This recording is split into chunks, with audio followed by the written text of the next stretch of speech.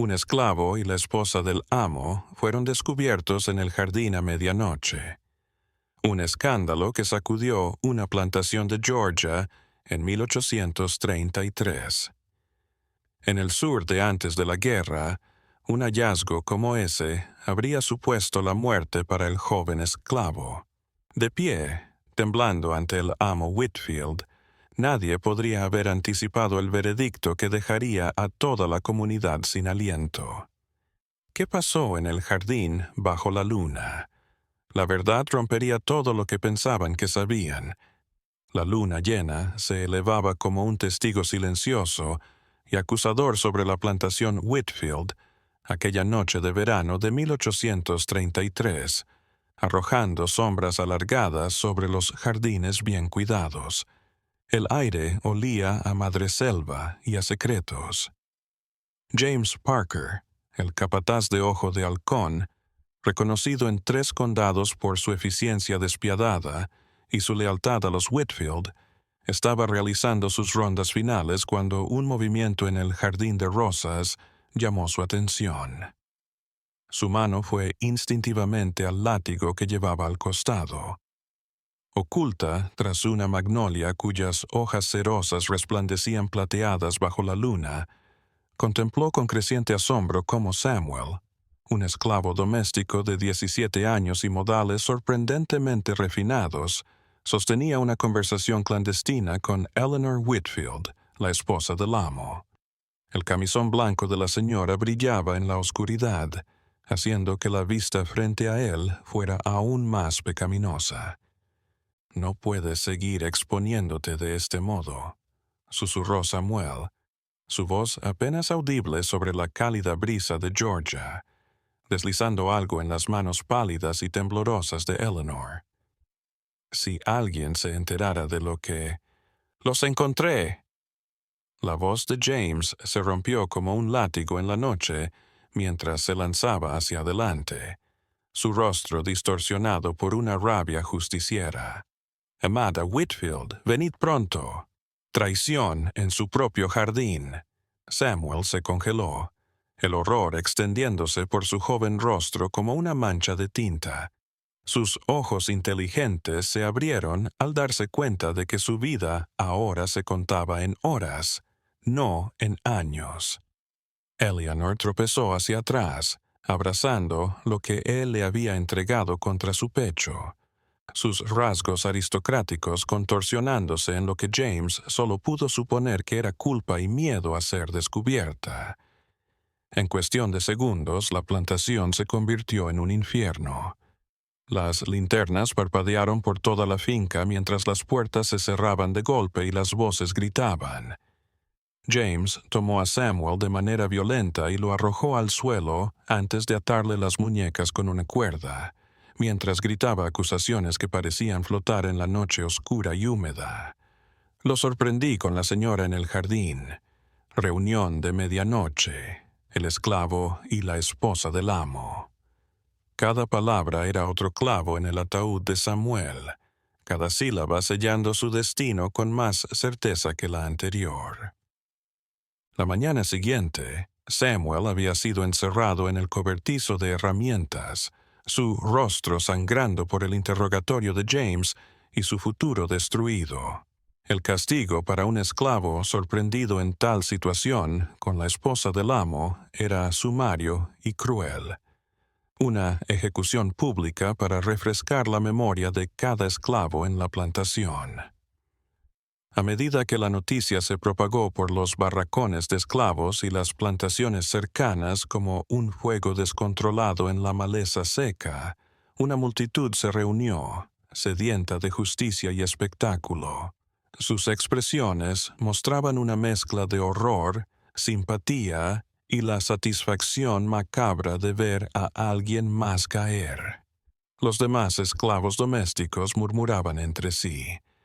Algunos decían que Samuel siempre había sido demasiado listo para su propio bien, mientras que otros defendían su carácter en voz baja que moría cada vez que James Parker pasaba.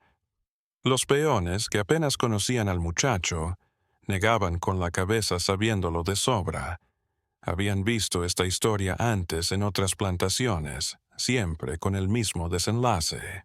Pero Eleanor Whitfield, sin embargo, permaneció sorprendentemente silenciosa, su rostro pálido mientras era escoltada de vuelta a la casa principal por su preocupada dama de compañía. Ni una palabra de negación salió de sus labios, ni una lágrima de sus ojos, solo una mirada vacía y torturada que desconcertó incluso al personal de la casa que la había atendido durante años. Se desplazaba como un fantasma por los pasillos de la casa de la plantación, sin comer, sin hablar. Cuando Jonathan Whitfield volvió de hacer negocios en Atlanta la tarde siguiente, las ruedas de su carruaje levantaron grava al entrar apresuradamente en el camino de entrada. Encontró su bien plantada huerta en un caos y a su esposa encerrada en su habitación, negándose a decir lo que había pasado. El rostro del digno amo de la plantación se oscureció con cada información que James Parker le proporcionaba con entusiasmo. Sus nudillos se blanquearon alrededor de su bastón. Pero lo que James vio esa noche en el jardín, bajo la luna, no era nada en comparación con la red de secretos que estaba a punto de revelarse bajo el barniz de la plantación Whitfield. Secretos que harían tambalear todo lo que la gente pensaba que sabía sobre el poder, la lealtad, el corazón. La llegada de Jonathan Whitfield envió ondas a través de la plantación como piedras lanzadas en agua quieta, perturbando la jerarquía de su mundo aislado.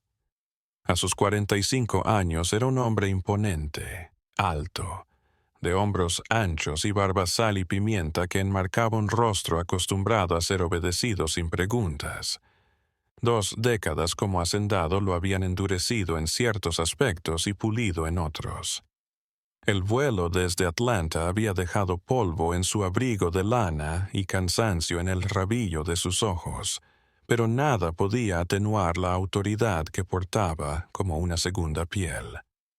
El carruaje apenas se había detenido antes de que él saliera a grandes zancadas hacia la casa principal.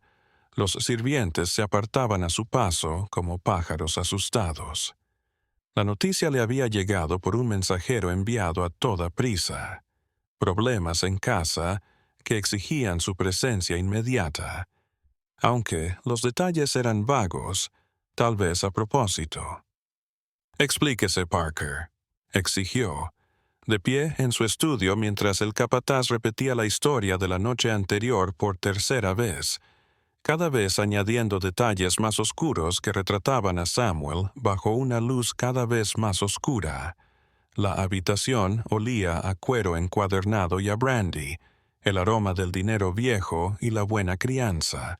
La luz de la tarde entraba por las ventanas atrapando motas de polvo que bailaban en el aire entre los 2 hombres. «Como dije, señor, lo sorprendí en el acto». La voz de James Parker tenía un aire de complacencia que habría sido evidente para un hombre menos distraído. El niño Samuel y James vaciló, de repente consciente de la sensibilidad de hablar de la esposa de un caballero, especialmente una tan estimada como Eleanor Whitfield. «Su esposa, señor». Encuentro nocturno en el jardín de rosas, susurrando como conspiradores, intercambiando algo de mano en mano, clandestinamente. El rostro de Jonathan no se movió, aunque un músculo de su mandíbula se tensó, una señal que aquellos que lo conocían bien sabían que era una advertencia. Sus manos apoyadas en el escritorio de caoba de su padre mostraban los nudillos blancos a pesar de su voz controlada. «¿Y mi esposa qué piensa de todo esto?» «Nada, señor, ni una palabra desde que ocurrió. Se encerró en sus aposentos. La doncella dice que no ha comido desde anoche». Parker se movió. El suelo crujió bajo sus pies. «Algunos de la servidumbre están comentando», dejó la frase en suspenso, tal vez dándose cuenta del terreno peligroso en el que se adentraba, diciendo que la voz de Jonathan era peligrosamente tranquila, que ha estado rara estos meses, distraída, escribiendo cartas hasta tarde. El joven Samuel a menudo las entregaba fuera de la plantación. El dueño de la plantación se acercó a la ventana, observando los campos donde los esclavos doblaban sus espaldas bajo el sol de Georgia, sus movimientos sincronizados por generaciones de trabajo esclavo. Los copos de algodón salpicaban el campo como nieve esparcida, casi listos para ser cosechados. Su plantación era la envidia del condado, 5,000 acres de la mejor tierra algodonera, casi 200 esclavos y una reputación de calidad y disciplina que lo había situado entre la nobleza de Georgia. Un escándalo así amenazaba con destruir todo lo que había edificado, todo lo que su padre había erigido antes que él. «Tráiganme al muchacho», dijo finalmente, su mente decidida después de minutos de pensamiento. No a la casa, al viejo roble. La elección del lugar era en sí misma una declaración, un lugar público para lo que seguramente sería un ajuste de cuentas público. El roble viejo se erguía en la frontera de la propiedad, sus ramas macizas la única sombra en acres a la redonda. Su tronco nudoso de 15 pies de circunferencia había visto pasar 3 generaciones de Whitfield y cientos de latigazos a esclavos. Algunos de los esclavos más viejos murmuraban que sus raíces habían sido regadas con sangre y lágrimas suficientes para hacerle crecer de forma antinatural. Cuando trajeron a Samuel, con las muñecas todavía atadas y la cara magullada por el maltrato, se había reunido una multitud, capataces blancos y plantadores vecinos por un lado, esclavos negros obligados a mirar, por el otro, separados por una línea invisible tan sólida como cualquier muro. Samuel anduvo tan digno como se lo permitieron sus ligaduras, la mirada gacha, pero la espalda recta. A diferencia de muchos esclavos de campo, él sabía leer y escribir. Se había criado jugando con el hijo de Whitfield antes de ser entrenado como sirviente doméstico. Hablaba con elegancia, se comportaba con corrección, lo que le había ganado puntos en la casa Whitfield, pero le había granjeado el resentimiento de otros esclavos y capataces blancos, que consideraban pretenciosa su instrucción. Esta formación, que en un tiempo los Whitfield habían considerado una bendición, ahora no era sino una muestra más de su excesiva ambición. Jonathan Whitfield se quedó de pie debajo del árbol, su rostro incomprensible mientras observaba al chico acercarse. A su lado, el reverendo Thomas Blackwood parecía anunciar la seriedad del proceso. La presencia del reverendo hacía que esto fuera más que un latigazo. Iba a ser un juicio con consecuencias espirituales y terrenales. A sus 60 años, Blackwood era el árbitro moral de 3 condados, su palabra casi ley entre las familias de plantadores temerosas de Dios. Samuel. La voz de Jonathan resonó en el silencio de la sala, el nombre suspendido en el aire húmedo como una acusación. Se te acusa de tener un comportamiento inapropiado con mi esposa. ¿Cómo reaccionas? Samuel alzó la vista, sosteniendo la mirada de su amo, un acto de valentía o de locura imperdonable, según el punto de vista. Aquel día, algunos de los que estaban allí recordaron después, parecía mayor de lo que era. Soy inocente de lo que piensa, amo Whitfield.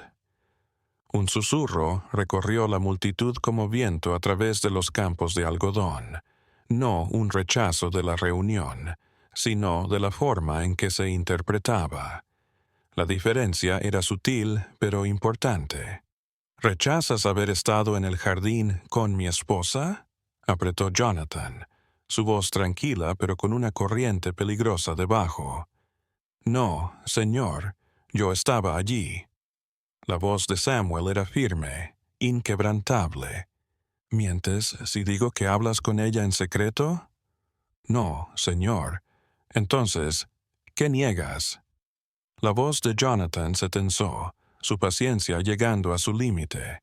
La multitud se inclinó hacia adelante, anticipando el clímax de este drama público. Samuel respiró hondo como si le costara hacerlo, sus manos atadas flexionándose inconscientemente. Niego cualquier error, señor. Lo que sucedió entre la señora Whitfield y yo no es lo que el señor Parker piensa. Sus ojos se volvieron fugazmente al capataz, cuyo rostro se oscureció ante el cuestionamiento tácito de su palabra. James Parker se adelantó, el rostro enrojecido por la ira, su mano posada de manera significativa sobre el látigo en su cinturón. Yo vi lo que vi. El chico está mintiendo para salvarse el culo.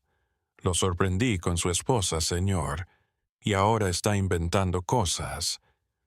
Un coro de voces asintió desde la parte blanca de la reunión. Capataces vecinos y pequeños granjeros que siempre habían envidiado la riqueza y el estatus de los Whitfield.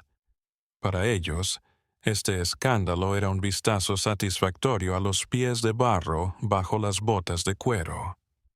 Jonathan levantó una mano, su autoridad todavía indiscutible a pesar de la situación. Las voces se callaron. Estaba por abrir la boca cuando un movimiento en el límite de la reunión captó su atención y la de todos los demás. Eleanor Whitfield, todavía en su vestido de mañana de algodón azul pálido, se acercaba a ellos.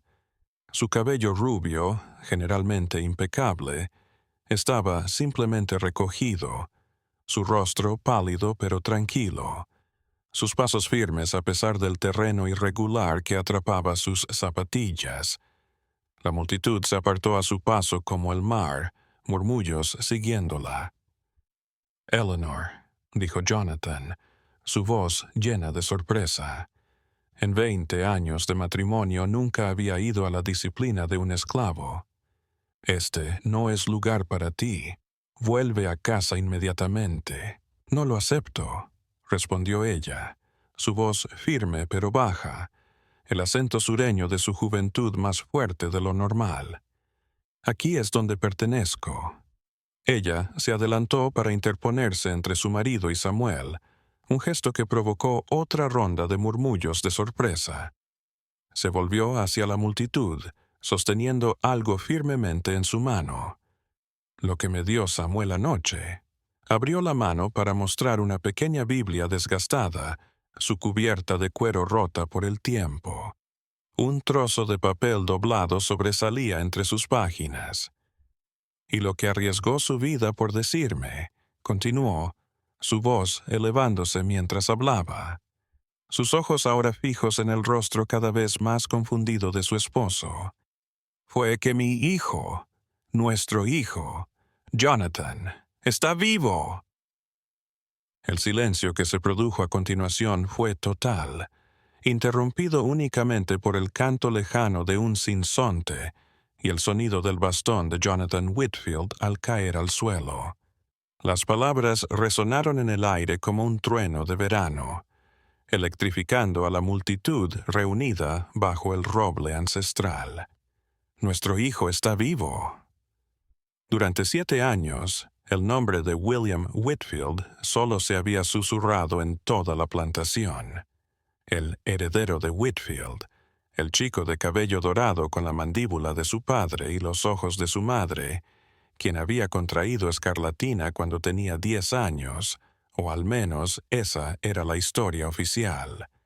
Su pequeña tumba en la parcela familiar, coronada por un ángel de mármol, cuyo rostro se había borrado con el tiempo, era visitada religiosamente por Eleanor cada domingo tras la iglesia. Flores frescas señalaban su devoción a través de las estaciones. El rostro de Jonathan palideció. El rubor que adquirió por años patrullando sus dominios se desvaneció en un gris enfermizo. Sus ojos, generalmente observadores, iban de su esposa a la multitud. Un hombre que de repente se da cuenta de su propia vulnerabilidad. Eleanor, dijo, su voz apenas un susurro por encima del crujido de las hojas. Este no es el momento ni el lugar para fantasías. Estás enferma. Si no es ahora, ¿cuándo? Intervino ella, con un fuego en sus ojos que pocos habían visto en la señora generalmente tranquila. Sus manos, que las señoras de la sociedad alababan por su elegancia, temblaban pero firmes sosteniendo en alto la pequeña Biblia. 7 años de engaño son suficientes, creo. 7 años de luto por un niño que no estaba muerto.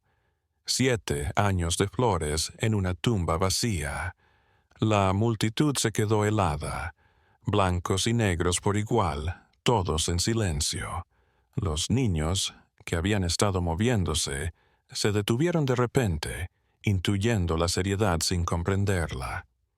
Esto no era el drama habitual de plantar un supuesto robo o insubordinación. Esto era familiar, lo más íntimo, expuesto ante cientos.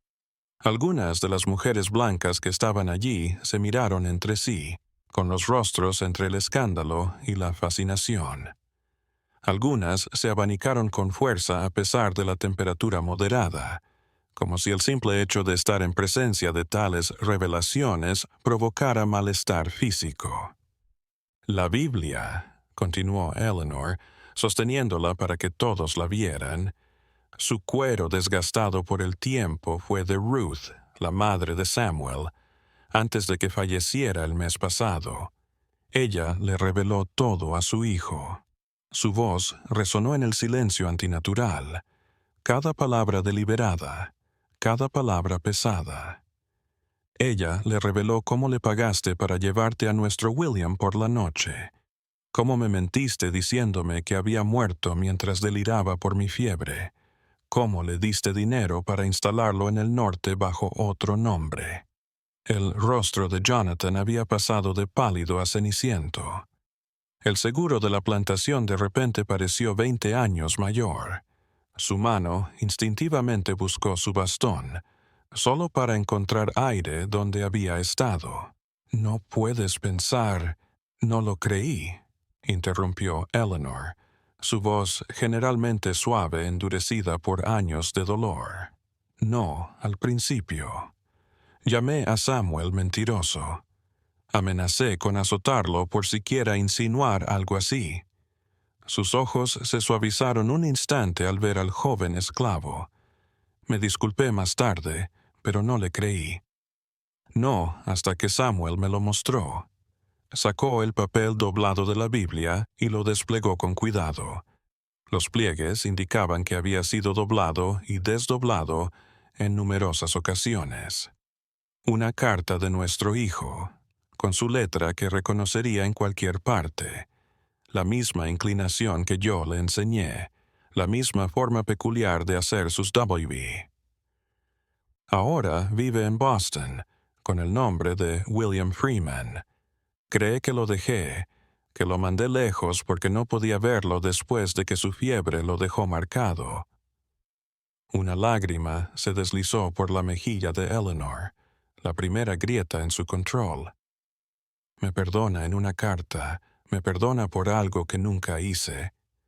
Su voz se rompió en la última palabra.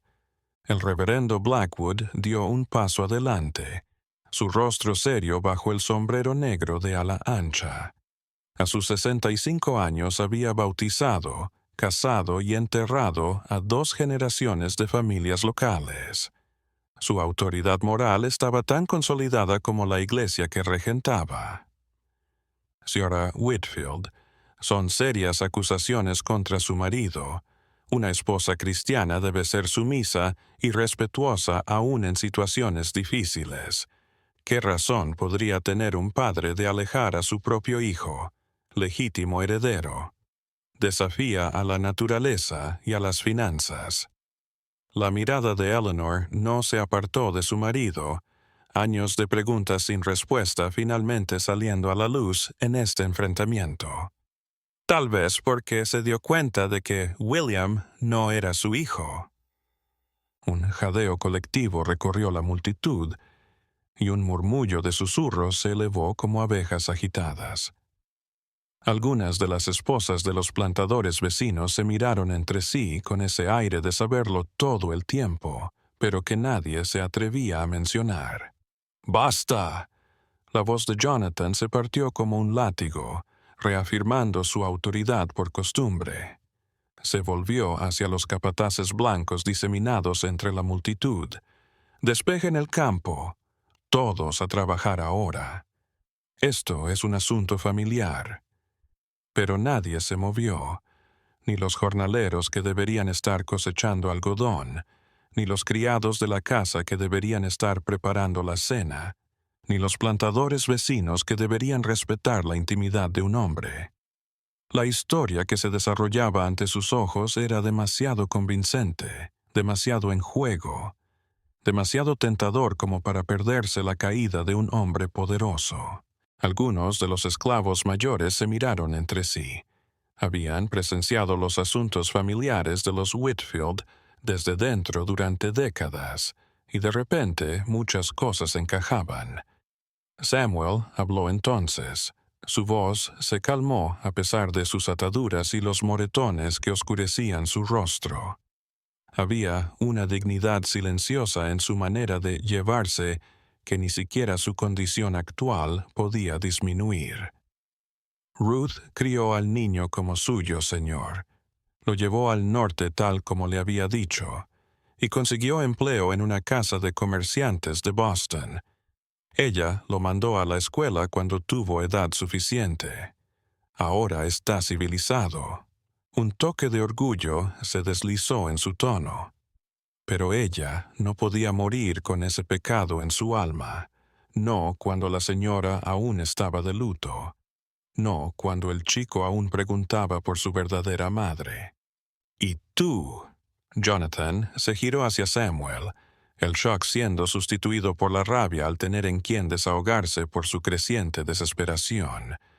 «Te nombraste mensajero, metiéndote en asuntos que no son de tu incumbencia, trayendo la ruina a esta casa». «William era mi amigo», dijo Samuel simplemente, sosteniendo la mirada de Jonathan. «Crecimos juntos, aprendimos juntos, compartimos secretos, y el último deseo de mi madre era que se revelara la verdad. Temía por su alma inmortal de otro modo». Un músculo se tensó en la mandíbula de Jonathan mientras intentaba recuperar el control. Algunos de sus compañeros lo observaban, evaluando su reacción, tratando de discernir si estaban presenciando la furia justificada de un marido traicionado o el aleteo desesperado de un hombre atrapado en su propia red de engaños.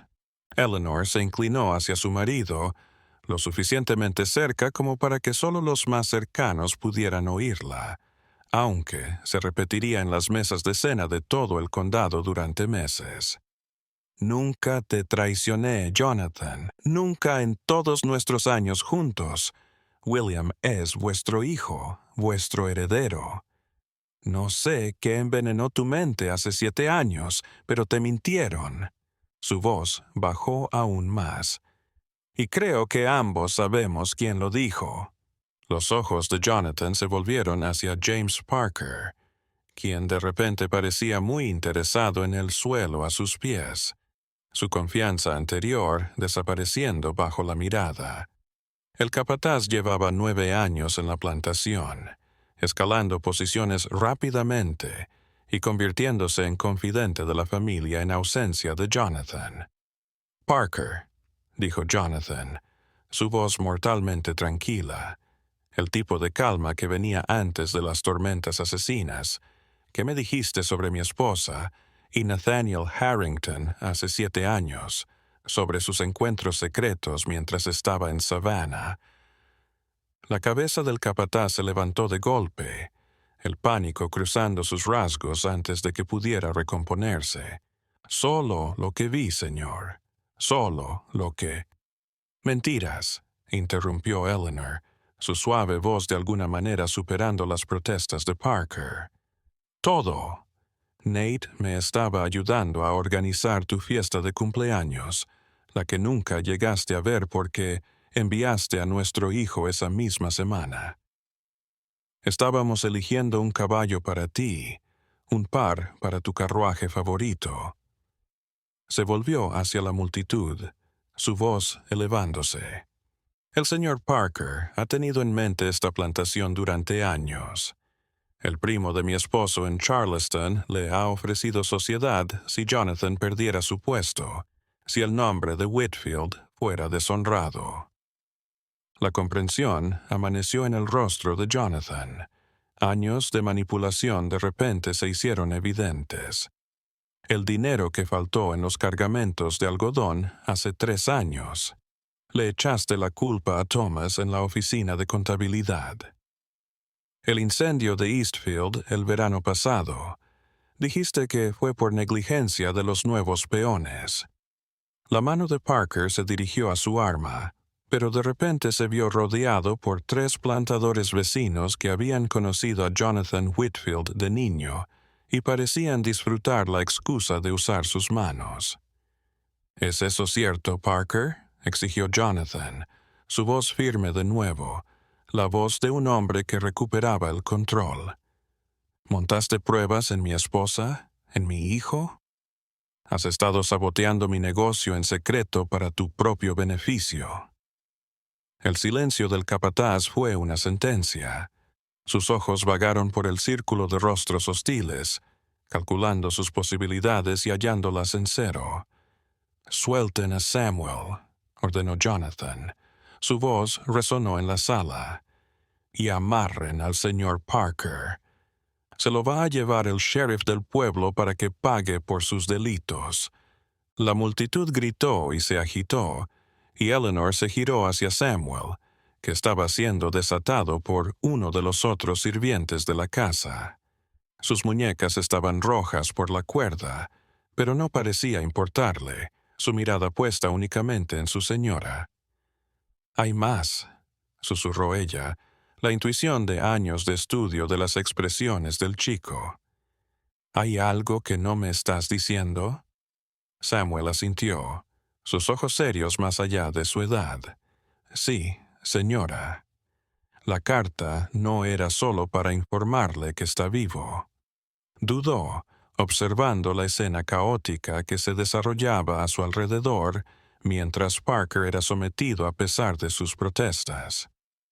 William no solo le escribió para informarle que estaba vivo, quería que supiera que volverá a casa. La mano de Eleanor se alzó hasta su garganta, la esperanza y el temor pugnando en su rostro. «¿Vuelve a casa?» «Dejó Boston hace 2 semanas», dijo Samuel, su voz baja pero firme. Escribió que tenía que ver con sus propios ojos, entender por qué lo exiliaron, mirarlo a los ojos mientras usted se lo explicaba. Se detuvo, mirando la mezcla de emociones en el rostro de Eleanor. Sí, viajó como tenía previsto, el paquete costero a Charleston y luego la diligencia a Atlanta, debería llegar a la plantación Whitfield al anochecer de hoy. Eleanor se tambaleó y Samuel se apresuró a sostenerla antes de recordar su lugar y apartar la mano, pero Eleanor la tomó con la suya, sosteniéndola con firmeza en la suya, algo impensable horas antes. «Mi hijo regresa a casa», murmuró. Las palabras mitad afirmación, mitad plegaria. Después de 7 años, mi hijo regresa a casa. A lo lejos un trueno resonó. Nubes tormentosas se acercaban al horizonte, heraldos de la tormenta que se avecinaba sobre la plantación Whitfield. La tormenta que había amenazado toda la tarde estalló al anochecer sobre la plantación.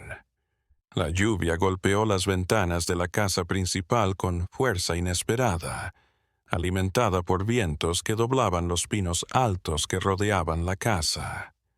Los relámpagos rasgaban el cielo negro en intervalos irregulares, y el trueno resonaba como si el mundo estuviera a punto de romperse. Aunque era temprano, las velas ardían en cada habitación, su luz un faro en la oscuridad. En el interior, la tensión y la incertidumbre se reflejaban en la tormenta del exterior. Eleanor Whitfield se sentó en el salón delantero, al borde de un sofá de damasco importado de Francia antes de la guerra con Inglaterra. Su espalda estaba erguida, sus manos dobladas en su regazo, aunque sus dedos no podían quedarse quietos, alisando arrugas imaginarias en sus faldas y girando el anillo de camafeo que había pertenecido a su madre. Se había vestido con su mejor traje de día, seda azul oscuro con encaje en cuello y mangas, y su cabello había sido peinado por su doncella, Martha, quien había llorado mientras le prendía los mechones dorados en un moño. Si alguien se percataba del temblor en las manos de Eleanor, o de la manera en que sus ojos buscaban la ventana a cada ruido, tuvieron la prudencia de no comentarlo. Jonathan iba y venía frente a la chimenea. Sus pasos apenas se oían sobre la alfombra persa que cubría la mayor parte del reluciente suelo de roble. A veces se quedaba mirando las llamas como si en ellas pudiera encontrar la manera de recibir a un hijo que había desterrado hacía 7 años. Él también había cambiado, su ropa de viaje polvorienta por un abrigo azul oscuro y una camisa blanca que acentuaban su físico aún imponente. Pero ahora había una apertura en él que no había estado allí antes, una vacilación en su paso, una incertidumbre en sus ojos. La tarde había sacudido su mundo. Parker había sido arrastrado de regreso a la ciudad, su engaño revelado, pero eso ahora ofrecía poco consuelo. ¿Cómo podría mirar a un hijo al que había ofendido tanto? ¿Qué palabras podrían cerrar la distancia? ¿Crees que nos perdonará?, dijo Eleanor, rompiendo el silencio que se había extendido entre ellos durante casi 1 hora. Las manos de Jonathan se apretaron tras su espalda. «No tienes nada que perdonar», respondió, su voz ronca por la emoción. «Te engañaron, te drogaron, te manipularon mientras estabas enferma. Yo fui el que...» Se interrumpió, incapaz de terminar la idea, las palabras atascadas en su garganta como espinas. «Pensaste que te habían traicionado», dijo Eleanor en voz baja, sus ojos siguiendo sus manos inquietas. «Parker se aprovechó de tus miedos, tus dudas. Él sabía cómo manipularte. Ella se detuvo, midiendo sus palabras. Él conocía a tu padre». Jonathan se tensó. Su padre, el primer Jonathan Whitfield, había sorprendido a su esposa en un acto de infidelidad cuando el pequeño Jonathan tenía apenas 12 años. El escándalo se había mantenido alejado del público, pero el daño a la familia había sido devastador. Su padre nunca había vuelto a confiar en una mujer.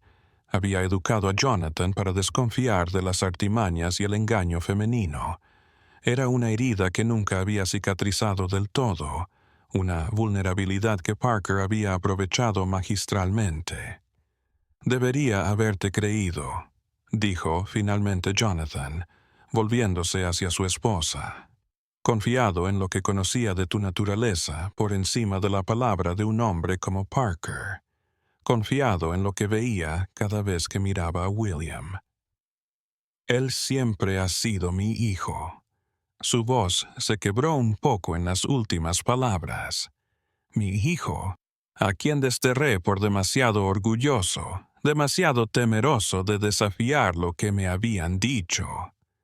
Antes de que Eleanor pudiera responder, un suave golpe en la puerta interrumpió. Samuel se asomó a la puerta, su rostro serio.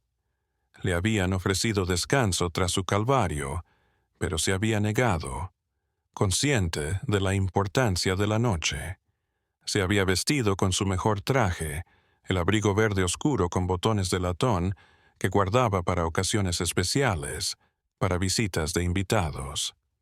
«Jinetes a la vista, amo Whitfield», dijo, su voz firme, aunque la emoción parpadeaba en sus ojos oscuros. «Vienen por la principal». Eleanor se puso en pie con tal rapidez que casi derriba la mesita auxiliar y el arreglo de camelias recién cortadas. «¿Es él? ¿Puedes notarlo?» La pregunta se ahogó en su garganta, la esperanza y el temor pugnando en su rostro. «Son dos», respondió Samuel, sus ojos llenos de simpatía al mirar el rostro de su señora. «Uno se ve como el señor Harrington, el otro», vaciló, midiendo sus palabras. «El otro es un extraño, un chico». Jonathan y Eleanor se miraron entre sí. El hombre al que Parker había acusado de acostarse con Eleanor, Nathaniel Harrington, era quien traía a su hijo a casa. La ironía no se perdió en ninguno de los dos. Harrington era amigo de Jonathan desde que eran niños. Sus plantaciones familiares habían sido vecinas durante 3 generaciones. Esa amistad había sido otra víctima de las maquinaciones de Parker. Los dos hombres apenas se hablaban en los últimos 7 años, salvo cuando era estrictamente necesario por motivos de negocios. «Adelante», dijo Jonathan, añadiendo casi como una ocurrencia tardía, «por favor». El «por favor» no fue ignorado por Samuel, cuyos ojos se abrieron antes de asentir y alejarse. Tales cortesías rara vez se extendían a los esclavos, ni siquiera a aquellos en quienes se confiaba tanto como Samuel. Era una señal más de cuánto el día había alterado el ritmo de la plantación Whitfield. Los minutos se arrastraron como horas mientras esperaban, el crepitar del fuego y el golpeteo de la lluvia contra las ventanas, los únicos sonidos.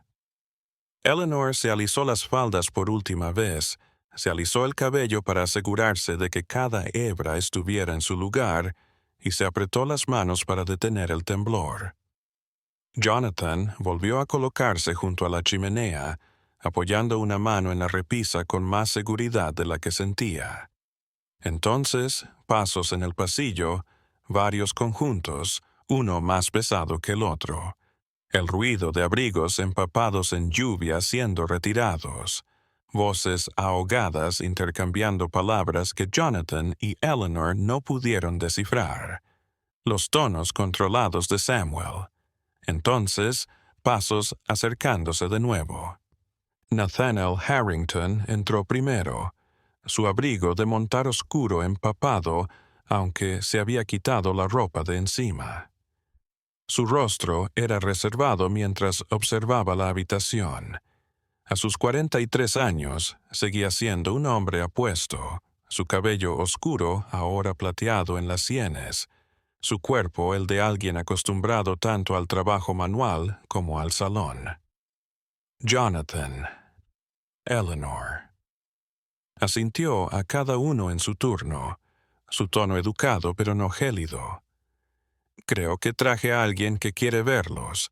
Se apartó, dejando ver la figura detrás de él. El niño de 10 años que recordaba ahora era un joven de 17 años de pie en la puerta. Era casi tan alto como su padre, con la misma mandíbula fuerte y los mismos hombros anchos que habían definido a los hombres Whitfield durante generaciones.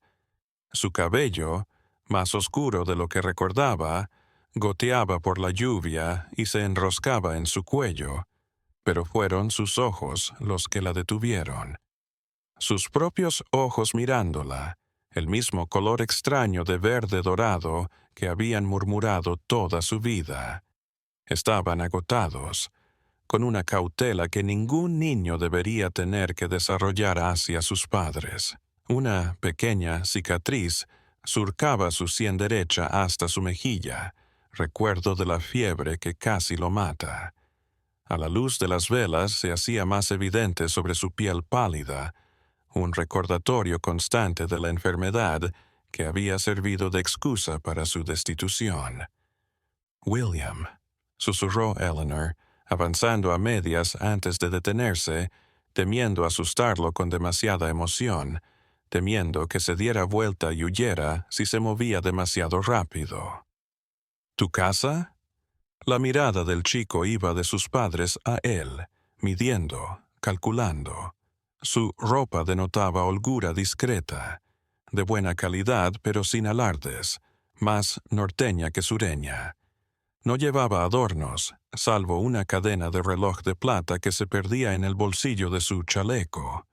Cuando habló, su voz era más grave de lo que esperaban. Un acento del norte superpuesto al del sur de su infancia. «Ya no sé qué es casa», dijo, las palabras cuidadosas, como si las hubiera practicado muchas veces mientras conducía hacia el sur. Pero tenía que venir. Tenía que saber por qué. Sus ojos se encontraron con los de su padre, ahora más fríos, desafiantes. «¿Por qué me mandaste lejos? ¿Por qué les dijiste a todos que estaba muerto?» Jonathan Whitfield, propietario de 5,000 acres, patrón de cientos, respetado y temido en toda Georgia, se quedó sin habla. ¿Cómo justificar una acción realizada en rabia y traición, alimentada por falsedades que había sido demasiado orgulloso para cuestionar? ¿Cómo podría explicar algo que incluso en el momento había parecido extremo, pero necesario para defender el honor de su familia, su propio orgullo herido? «Fui engañado», dijo finalmente, las palabras inadecuadas incluso para sus propios oídos, cayendo planas en el espacio tenso de la habitación. «Me dijeron, me hicieron creer que no eras mi hija, que tu madre había sido infiel, que eras producto de esa traición». El rostro de William se endureció, su mandíbula tensándose de una manera tan parecida a la de Jonathan que casi gritaba su paternidad a cualquiera que lo viera. «Y eso bastó. No pudiste enfrentarla, no pudiste buscar la verdad. Simplemente me descartaste como si fuera una posesión no deseada». Las últimas palabras estaban cargadas de amargura y tal vez una señal del sentimiento abolicionista del norte que se estaba volviendo tan frecuente en Boston. «William», interrumpió Nathaniel Harrington con suavidad, su mano firme sobre el hombro del joven. «Tal vez deberíamos sentarnos todos. Ha sido un viaje largo y hay mucho de lo que hablar, mucho que explicar». Su tono dio a entender que había sido una presencia calmante para William en el viaje, tal vez la única razón por la que el chico había aceptado venir. William vaciló, su justa indignación luchando contra el agotamiento en las sombras bajo sus ojos. Finalmente, asintió bruscamente. «Está bien». Iban camino de la sala de estar cuando Samuel volvió a aparecer con una bandeja de refrigerios. Té caliente, brandy y sándwiches preparados por el personal de la cocina que, a pesar de la hora y el caos del día, se había negado a dejar que el joven amo volviera a casa con las manos vacías. Sus ojos se conectaron con los de William por un instante, el reconocimiento brillando entre ellos, el vínculo de la infancia superando por un momento los años y la distancia social que los separaban. «Samuel», dijo William. Su voz se suavizó por primera vez desde que entró en la habitación, el niño que una vez fue rompiendo el exterior endurecido del joven. «Has crecido». «Y usted también, amo William», respondió Samuel. Una pequeña sonrisa tiró de sus labios mientras dejaba la bandeja. «Es bueno verlo bien». La sencilla afirmación estaba cargada de significado. Reconocimiento de la enfermedad que casi se lleva a William, alivio por su recuperación, alegría sincera por su regreso a pesar de las circunstancias. Mientras se acomodaban en sus lugares Eleanor y Jonathan en el sofá, William en el sillón de enfrente, Nathaniel de pie a un lado. Inseguro de su posición en esta reunión familiar, se produjo un incómodo silencio. Eleanor no podía apartar la vista de su hijo, tomando nota de los cambios que 7 años habían producido, catalogando los rasgos que permanecían, el remolino en su sien que siempre había desafiado el cepillado, la pequeña asimetría en su sonrisa cuando reconoció brevemente a Samuel, la forma en que sus dedos tamborileaban contra el brazo de la silla, un hábito que había tenido cuando era un niño inquieto que no había superado. Jonathan no podía mirar a William, sus ojos fijos en el fuego o el suelo, a veces levantándose para mirar la cara de su hijo antes de apartarse de nuevo, como si la vista de los años perdidos fuera demasiado para soportar. «Recibí su carta», dijo finalmente William mirando a su madre, la que escribió después de la muerte de la madre de Samuel. «Fue la primera noticia de usted desde que me llevaron».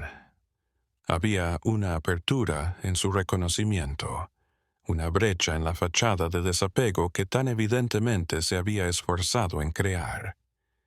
Eleanor extendió su mano hacia Jonathan antes de que volviera a caer en su regazo. «William, nunca supe que estabas vivo. Me dijeron que moriste de fiebre. Lloré todos los días durante 7 años». Su voz se rompió, las lágrimas amenazando a pesar de sus esfuerzos por mantener la compostura. «Iba a tu tumba todos los domingos después de la iglesia. Creé un fondo en tu nombre en el orfanato de Atlanta». «Ruth dijo algo así», admitió William, la madre adoptiva de Samuel que lo había criado en Boston. «En su lecho de muerte me reveló todo. Cómo le habían pagado para llevarme al norte, cómo le dijeron que era por mi seguridad». Su frente se arrugó, pero no podía creerlo. ¿Cómo no iba a saber una madre que su hijo vivía? Su voz se rompió un poco, dejando entrever al niño herido debajo de la superficie tranquila. «Creí que tal vez me había desterrado, que la fiebre me había dejado demasiado roto, demasiado manchado». Su mano rozó la cicatriz de su rostro. «Demasiado imperfecto para llevar el nombre de Whitfield». «Nunca», susurró Eleanor, inclinándose hacia adelante, sus ojos fijos en su hijo. «Yo nunca te hubiera mandado lejos. Eras mi corazón, mi único hijo. Cuando me dijeron que estabas muerto, una parte de mí murió también». Una lágrima se escapó a pesar de sí misma, abriéndose paso por su mejilla. «No he vuelto a tocar el piano desde entonces. ¿Sabías que...?» «No podía tocar las teclas sabiendo que nunca más te escucharía cantar, inventando esas tonterías que hacían reír a tu padre». La compostura de William se rompió. El caparazón del joven seguro se rompió para mostrar al niño herido debajo. Por un instante, pareció más joven que sus 17 años, confundido por la adultez de la traición y el engaño. «Entonces, ¿por qué no me buscaste? ¿Por qué no lo preguntaste?» «Vi tu cuerpo», dijo ella, las lágrimas cayendo ahora sin control. La fachada que había mantenido durante las revelaciones públicas de la tarde finalmente rompiéndose en la relativa privacidad de la familia. «O lo que me dijeron que era tu cuerpo. Yo estaba enferma, recién salida de la misma fiebre que te había tumbado. Me enseñaron un cuerpo de niño vestido con tu ropa de dormir y me dijeron que eras tú. Besé tu frente, o lo que pensé que eras antes de que cerraran el ataúd». William parecía confundido. Nunca había pensado en eso en términos de engaño. ¿El cuerpo de quién? Uno de los niños esclavos. repitió Jonathan en voz baja, su voz la primera que hablaba en minutos. Un niño que murió de fiebre la misma semana, idéntico a ti, aunque nunca lo vi. Parker lo orquestó todo, el reemplazo, tu destierro de la plantación, la historia que propagaron. Finalmente, levantó la vista para mirar a su hijo, con el rostro torturado. No hay excusa suficiente, William. Pensé que era una mentira porque manipulaba mis inseguridades más profundas. Fui cruel, fui rápida.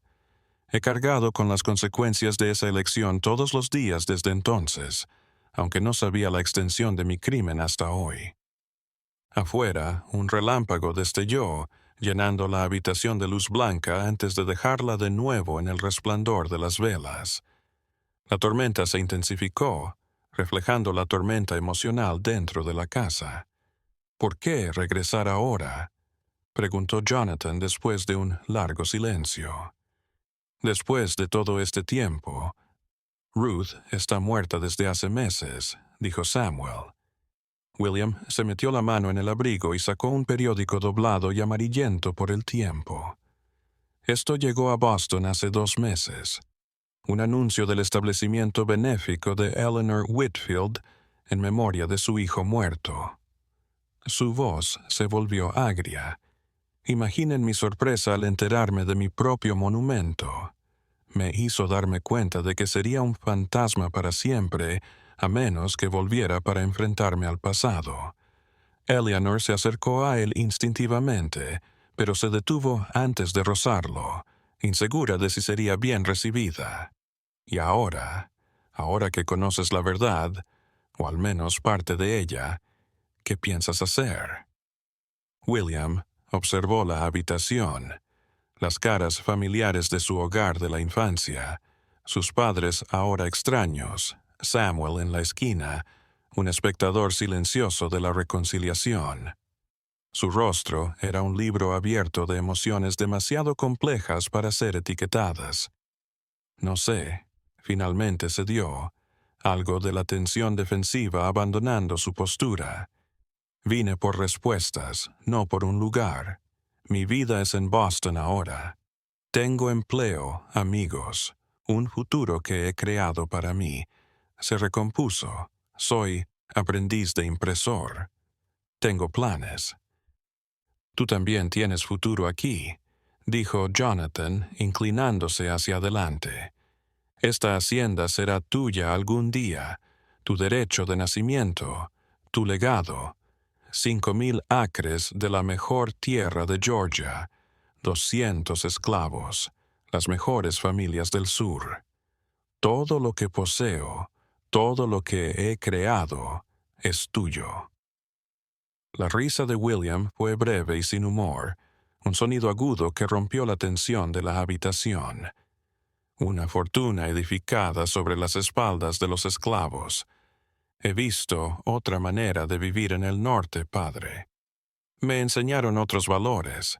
Su barbilla se elevó, la desafío en su postura. He ido a reuniones abolicionistas. He leído a Frederick Douglass, a William Lloyd Garrison. La tensión en la habitación se intensificó. El rostro de Jonathan se ensombreció, su mandíbula apretándose en una señal que Eleanor conocía como el anuncio de uno de sus raros pero poderosos arrebatos de ira. Pero antes de que pudiera responder, un trueno sacudió la casa, tan cerca que parecía estar encima de nosotros, e inmediatamente gritos desde afuera. Samuel corrió a la ventana, mirando hacia la noche. ¡Fuego!, gritó, su voz apremiante. El granero de almacenamiento de Eastfield ha sido alcanzado por un rayo.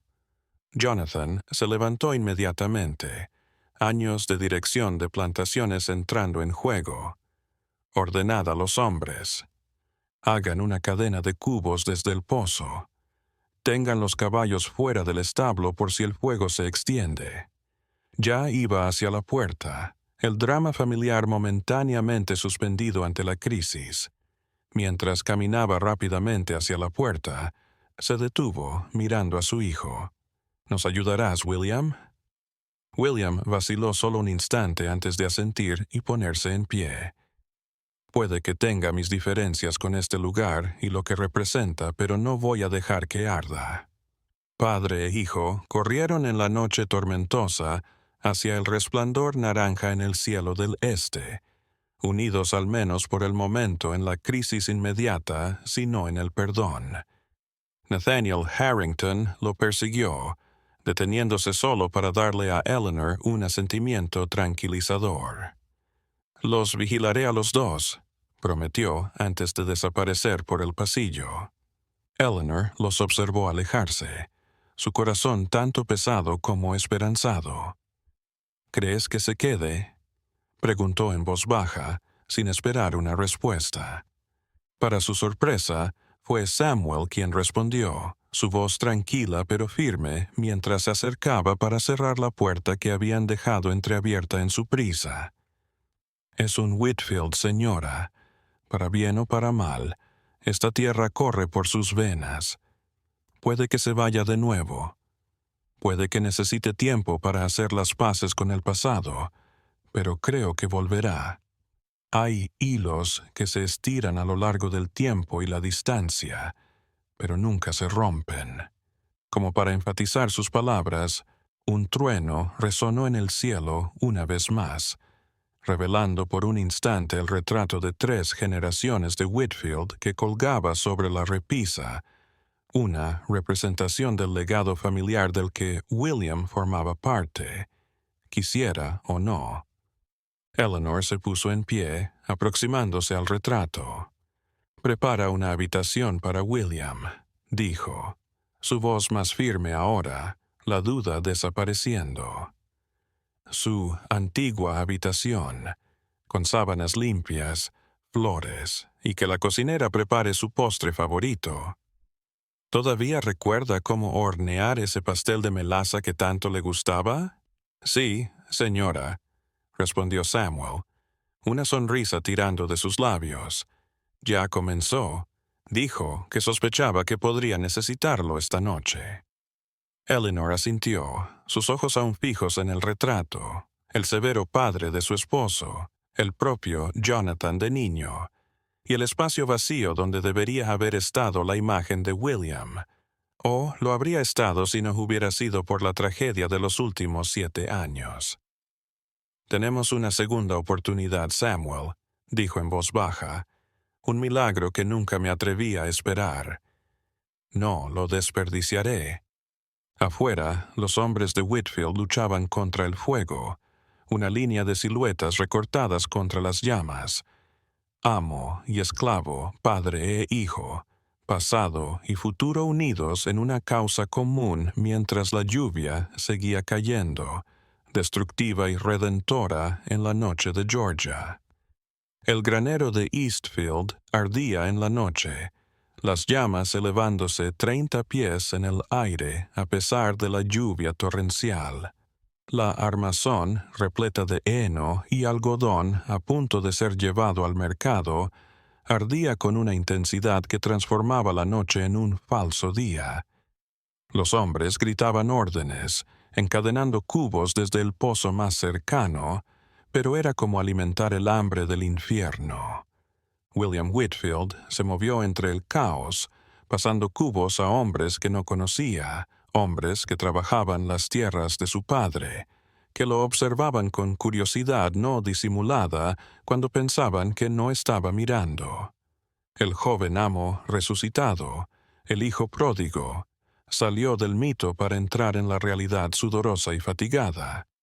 «El viento está cambiando», gritó Jonathan desde algún lugar a la izquierda de William. «Rocíen el techo del establo. No podemos salvar el granero, pero podemos detener la propagación». William pasó otro cubo, sus manos en carne viva, sus hombros doloridos. Se había despojado de su delicado abrigo hacía tiempo. Su camisa blanca ahora empapada de lluvia y sudor se le adhería a la espalda mientras trabajaba. Había algo redentor en el trabajo físico, en luchar codo a codo con estos hombres contra un enemigo común. El fuego no reconocía rivalidades familiares ni viejas traiciones. El fuego devoraba, ciego en su hambre. «Te mueves bien», dijo una voz profunda a su lado. William se giró para ver a un hombre negro alto que le entregaba otro cubo. Sus fuertes brazos hacían que la carga pareciera ligera. La mayoría de los caballeros del norte se habrían quedado en el porche. «No soy la mayoría de los jóvenes caballeros», respondió William, tomando el cubo y pasándolo por la cadena. «¿Y tú eres?» «Isaiah», respondió el hombre, algo parecido al respeto parpadeando en sus ojos. «Jefe de establo. Te conocí cuando eras pequeño, aunque no lo recuerdes». Antes de que William pudiera responder, un crujido resonó en el aire húmedo cuando uno de los pilares principales del granero se derrumbó. El techo se derrumbó, arrojando chispas al cielo nocturno. «¡Todos atrás!», gritó Jonathan. Su voz se elevó por encima del rugido del fuego y el redoble de la lluvia. «Todo se derrumba». Los hombres se alejaron, en silencio, mientras el granero se derrumbaba en sí mismo con un trueno. Las chispas volaron en espiral, desafiando por un momento la lluvia antes de apagarse en el cielo oscuro. William se quedó de pie junto a su padre, ambos jadeando y sus rostros cubiertos de hollín. Por un momento, eran solo dos hombres que habían peleado la misma guerra, perdido la misma batalla. «Lo reconstruiremos», dijo Jonathan, más para sí mismo que para William. «Hemos pasado por cosas peores». «¿Cuánto se perdió?», preguntó William, sorprendido de lo preocupado que estaba por un lugar que había dicho que no le importaba. «La mayor parte de la primera cosecha de algodón de esta temporada. Algo de equipo, comida para el invierno». Jonathan negó con la cabeza. «Es un golpe, pero no es el fin del mundo. No hubo bajas. Eso es lo que importa». William observó el rostro de su padre a la luz del fuego agonizante. El hombre parecía más viejo de lo que recordaba, las líneas alrededor de sus ojos y boca más profundas. Había un agotamiento en él que iba más allá del esfuerzo físico de luchar contra el fuego. «Has cambiado», notó William. Jonathan se rió entre dientes, sin humor. «7 años hacen eso. También te hace pensar que has mandado a tu único hijo lejos por una mentira». Antes de que William pudiera hablar, Nathaniel Harrington se acercó. Su apariencia generalmente impecable despeinada por el trabajo de extinción de incendios.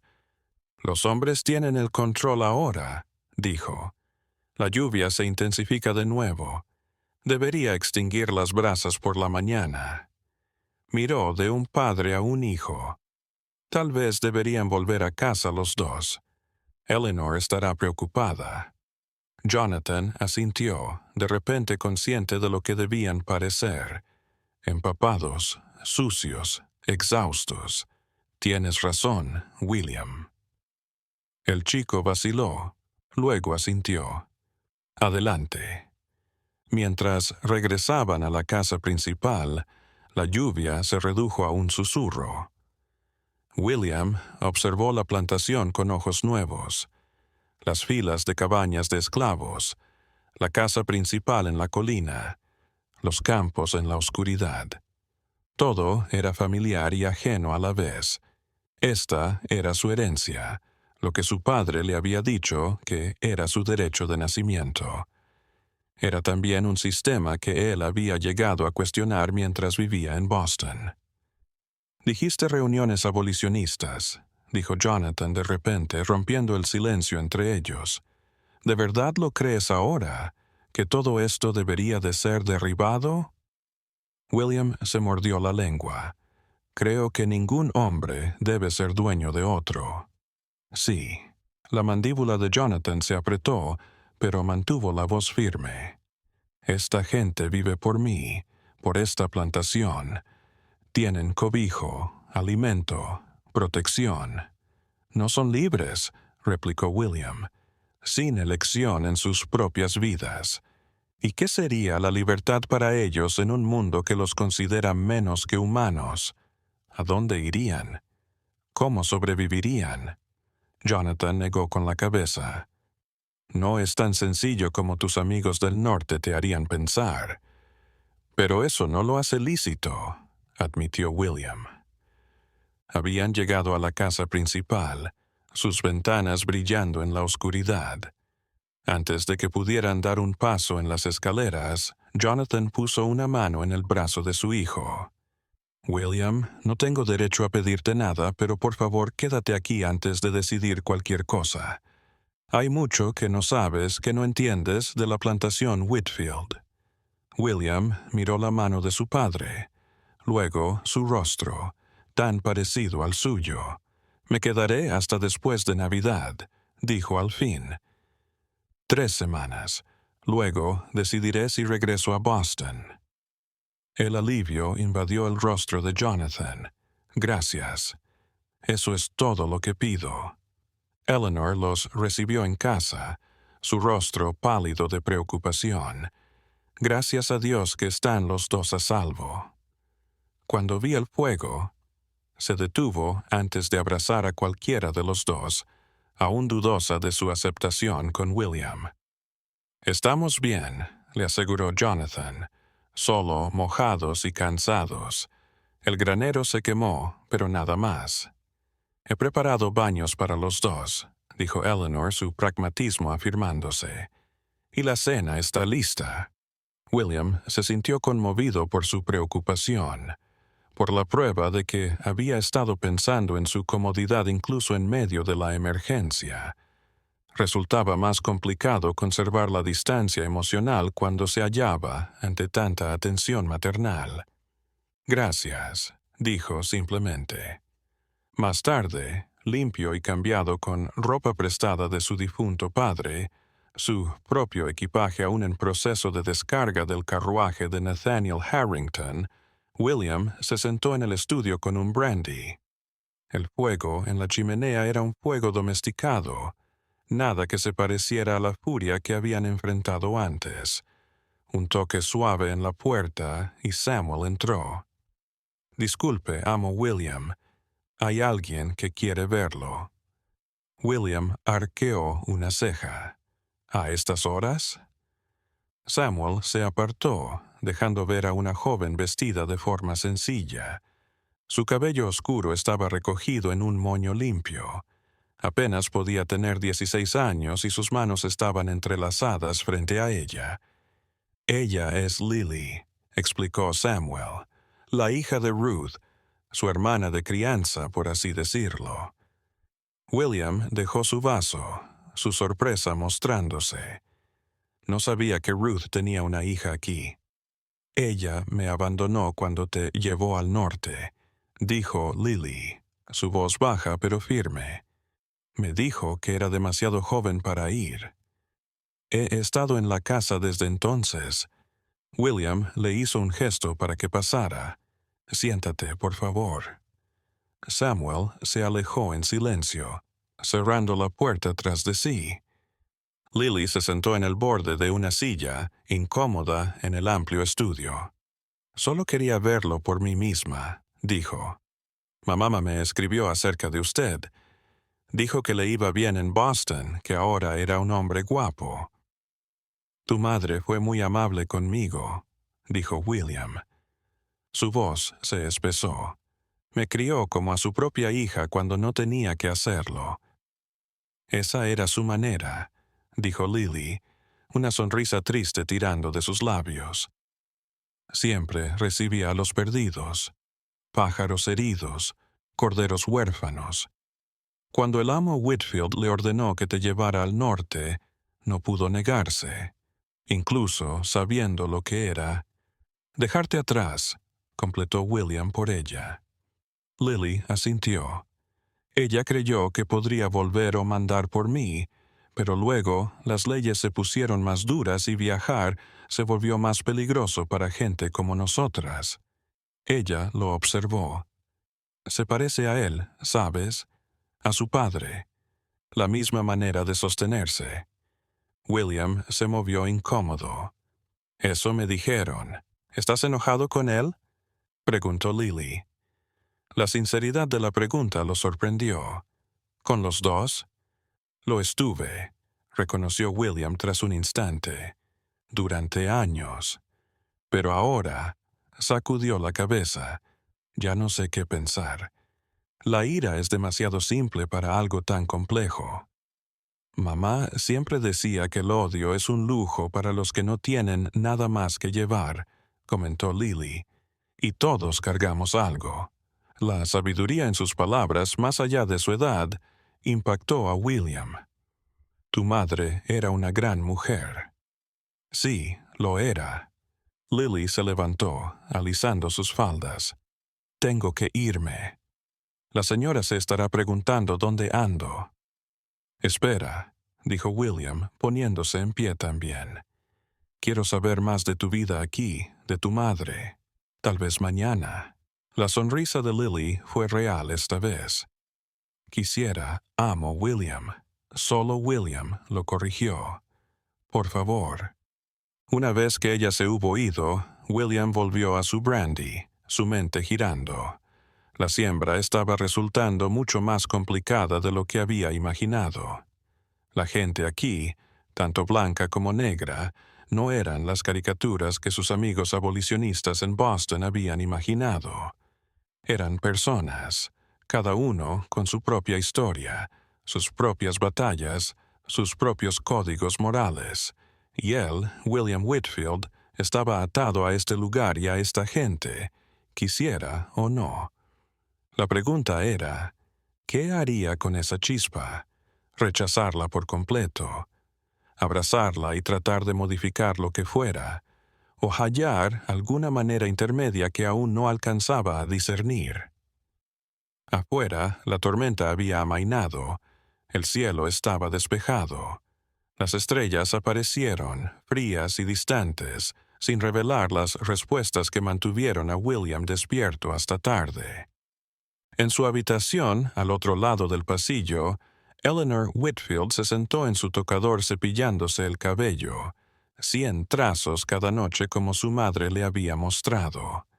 Sus ojos estaban puestos no en su reflejo, sino en el pequeño retrato apoyado en el espejo. William, de 10 años, pintado solo meses antes de su supuesta muerte. El pintor había capturado su energía, el destello juguetón en sus ojos que ni siquiera la pose formal podía extinguir. «Está en casa», le susurró al retrato. «Nuestro hijo está en casa». Si se quedaría era algo que no se atrevía a reconocer ni siquiera ante sí misma.